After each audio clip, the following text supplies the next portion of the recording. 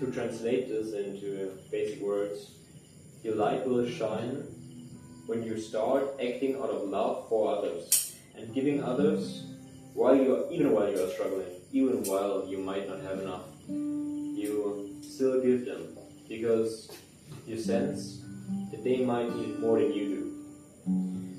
So you treat everybody equally, no matter how much you have and no matter how much they have. Because physical possessions doesn't make you rich. What makes you rich is your memories, your emotions, and what your soul actually is. So, strength comes when you can control your own desires of having more and acting altruistic. Have you ever heard of the term altruistic, Ken? Altruistic means acting selfless. Acting like your life isn't worth as much as, for example, the life of others. Because, I don't know, I, for example, have a lot of water right now and I'm thirsty, but I see Edwin is almost dying because he doesn't have water. I see he needs it more than me and I will give the water to him because I act altruistic, selfless, without keeping my well-being at high stakes. So, when everybody would be acting that way, to sum it all up into terms that even fit not into the Bible, that fit into the real world, we can come back to the parallelism and the similarities between communism, the state form. As you might know, after the Second World War, actually Germany was divided into multiple sectors, okay? And the east part of Germany fell onto territory of the communist regime, of Russian regime. And what they tried was they put a communist party in charge of it, but it ultimately failed.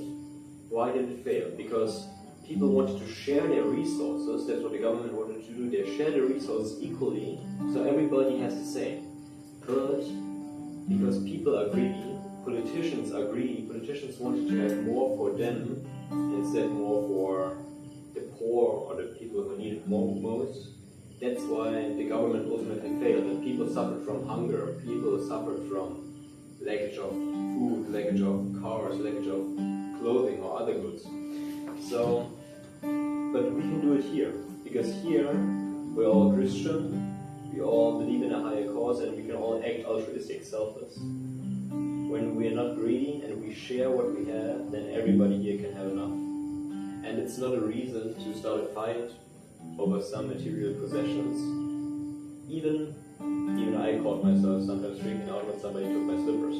But I accept it, because we share, right? So, I even brought a quote from a famous person, and that is Eleanor Roosevelt. She was the wife of the former president of the United States during the time where Eastern Germany was being split up into the communist regime. And his name is Franklin D. Roosevelt. Have you heard of him? Franklin D. Roosevelt?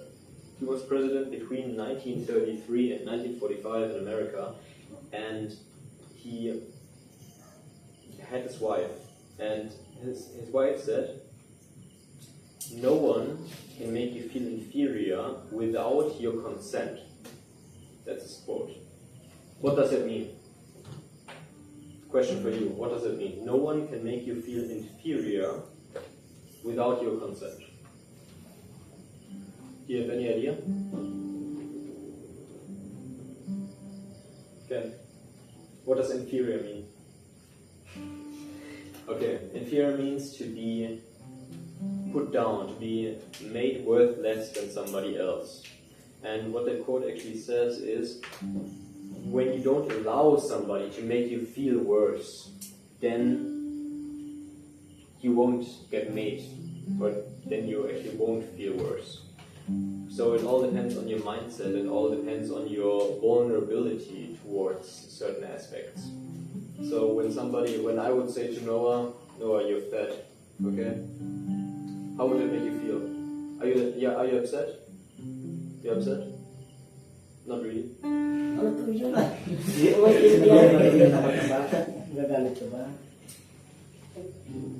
Okay, so what you could do is just have the sense of self-worth, self-love towards yourself, realizing, no, I'm not fat, I'm in perfectly good shape, I'm healthy, you know, I can do whatever I want.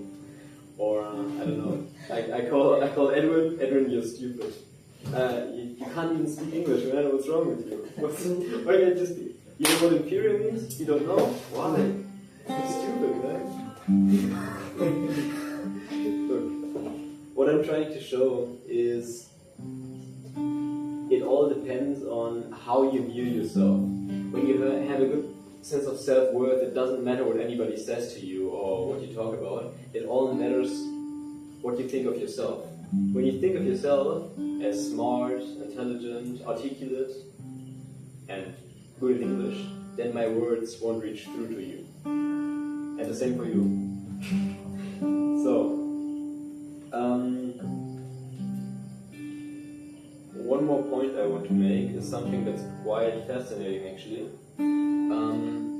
When we look at the brain, okay, the centers of the brain, there's something called the cinguli. That's pretty much towards the center of the brain, and it's the pain center of the brain. And this center also gets activated when you feel rejection. When somebody says something that repels you, or when you get pushed out, when you get left out, this center gets activated in the same way it gets activated when I punch you, for example. Which is quite fascinating. Which is quite fascinating, okay? What the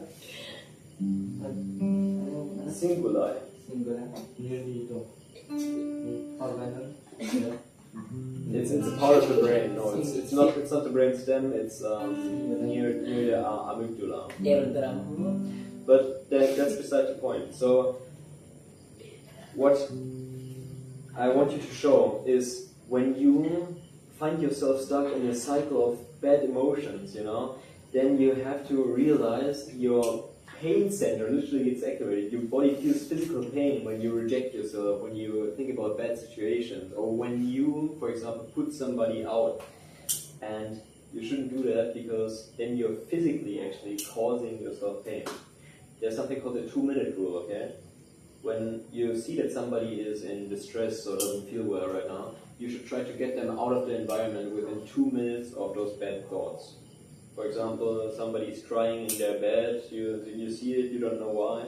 What you should do is get them out of the environment that they're in, out of that room, out of that situation, because sometimes when you leave the environment, the thoughts also change. You should take them on a walk, talk to them, bring up positive emotions. So that's something I want to share with you. Always look after each other, because when you find yourself stuck in a loop of endless negative thoughts, those thoughts will strengthen. Those thoughts will come back more often when you think them more often. It's an endless cycle, endless loop, endless spiral.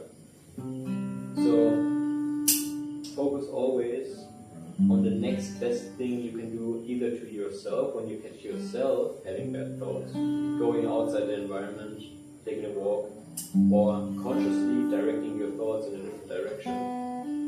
Or when you see somebody thinking about bad things, take them outside the environment and show them what's possible, or do some activity with them. So, yes, that's about it.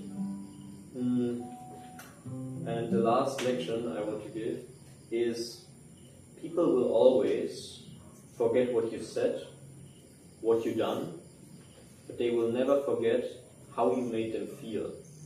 Because emotions are basically what connects memories in our brain. When we don't feel emotions, we won't make new memories. So, when you talk to somebody, always keep in mind, when I make them feel bad, they will remember that feeling. But when I make them feel good, they will remember the good feeling. It doesn't matter what you did, as long as it doesn't cause any emotions. just with every action, try to cause positive feeling or a shortage of negative feelings. Yes, that's it. Do you have any questions about the topic? Anything, any scientific questions, or do you want to share anything in prayer?